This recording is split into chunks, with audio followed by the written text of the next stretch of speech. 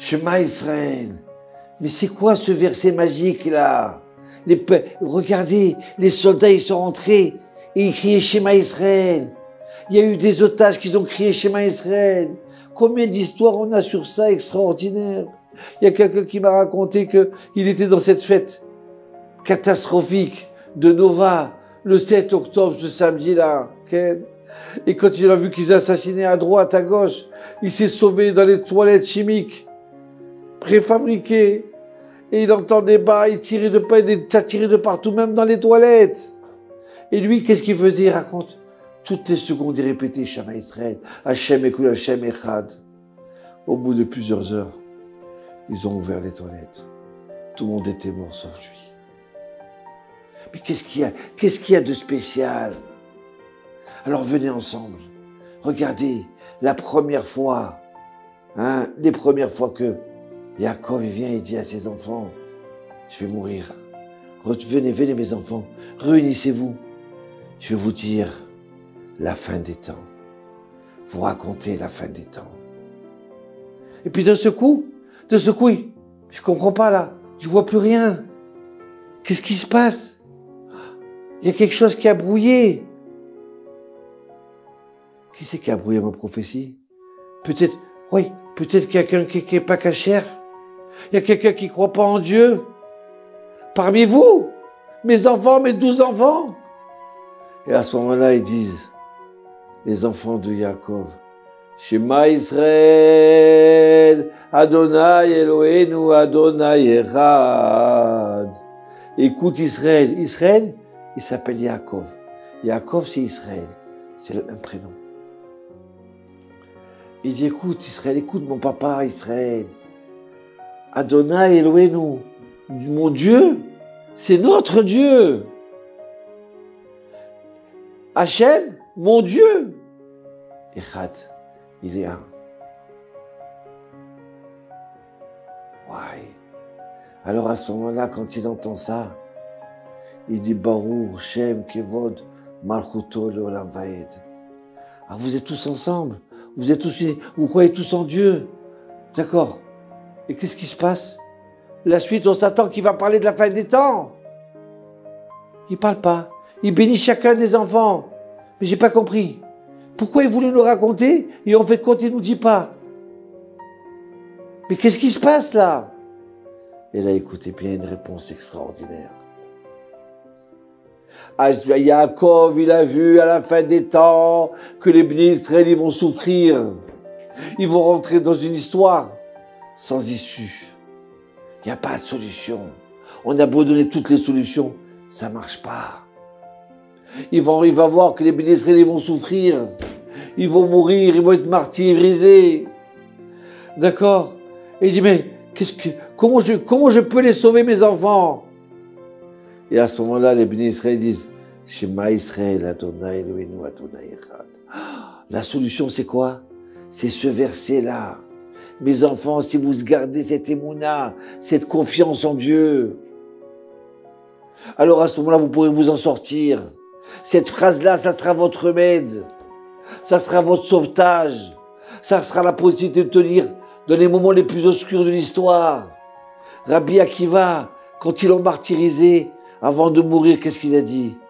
Shema Israël, Adonai Eloheinu, Adonai Echad. Ouais. Et les maranes, quand ils ont été brûlés sur le bûcher, d'être brûlés, avant de mourir, ils ont dit, tu es prêt à te convertir au christianisme? Qu'est-ce qu'ils ont dit? Shema Israël, Adonai Eloheinu, Adonai Echad. Et ils sont partis comme ça. Cette phrase-là, on le dit à la naissance, à la Brit Mila. Cette phrase-là, on le dit à la mort, juste avant de mourir, que Dieu nous en préserve. Cette phrase-là, on le dit avant de s'endormir. Shema Israël, Adonai Eloheinu, Adonai Echad. Cette phrase-là, on l'a dit le matin et le soir. Selon la Kabbalah, vous savez combien de secrets il y a. D'accord? Pourquoi il y a un Aïn qui est grand et un Dalet qui est grand?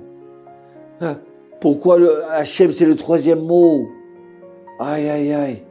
Mais elle est très forte, elle est magique, cette phrase-là. On vient définir et annoncer à Dieu qu'on croit en lui.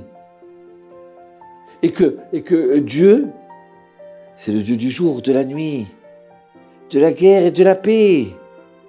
Il est unique, il n'y en a qu'un. Il n'y a pas plusieurs dieux, il n'y en a qu'un seul. Il peut tout faire. Quand un juif, il vient, il dévoile, il le dit tout fort, oui, moi je crois en Dieu, et ce Dieu-là, il peut tout faire. Donc c'est la phrase de la Emouna, c'est la phrase de la fin des temps. Regardez, regardez, le Rav Yosef, il s'est mis à pleurer un jour. Et on dira, pourquoi tu pleures? Comment je pleure pas? 1 million d'enfants d'Israéliens qui rentrent à l'école juive, et ils leur font pas réciter Shema Israël. Comment tu veux que je pleure pas? Le Rav Shari voulait pas manger le matin au petit déjeuner. Je dis pourquoi? Je dis parce que c'est le moment à 8 heures où ils rentrent à l'école.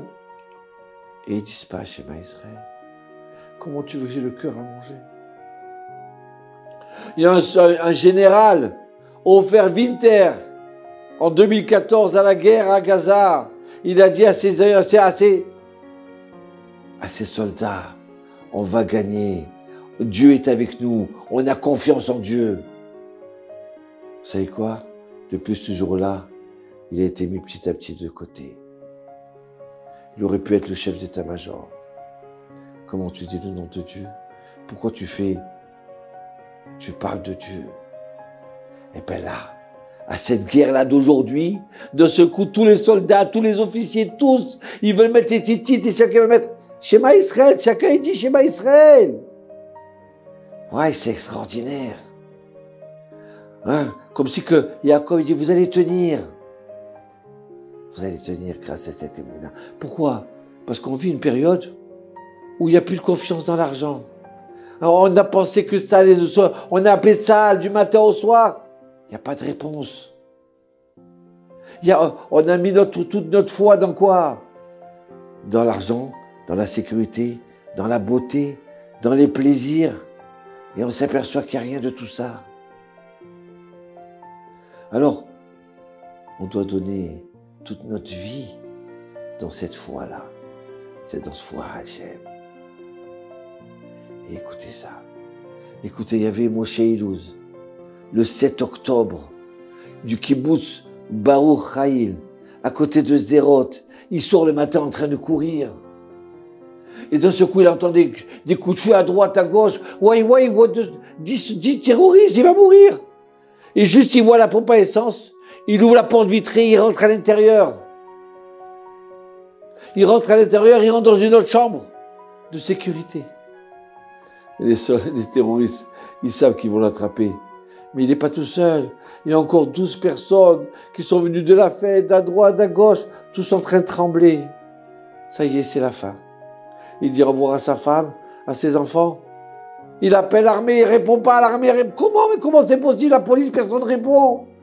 Et eux, ils sont en train de donner un coup de pied pour ouvrir la porte. Mais ça porte avec une petite serrure. Et là, il dit, ça y est, c'est la fin. Shema Israël Adonai Eloheinu Adonai Echad. Shema Israël Adonai Eloheinu Adonai Echad. Shema Israël Adonai Eloheinu Adonai Echad. Mon Dieu, sauve-moi. Maman, toi qui es une sainte du Maroc, sauve-moi, maman. Et vous savez quoi? La porte, elle ne s'ouvre pas. À ce moment-là, le terroriste, il prend une arme. Son arme, il essaie de casser la fenêtre. La porte, vitrée, elle ne s'ouvre pas. À ce moment-là, il prend son arme pour tirer sur la serrure. Elle ne s'ouvre pas. Il y a un deuxième terroriste qui arrive, il pousse. Elle ne s'ouvre pas. C'est pas possible ça. Ils sont partis. Ils sont désespérés. Hachem, tu nous as sauvés, Hachem.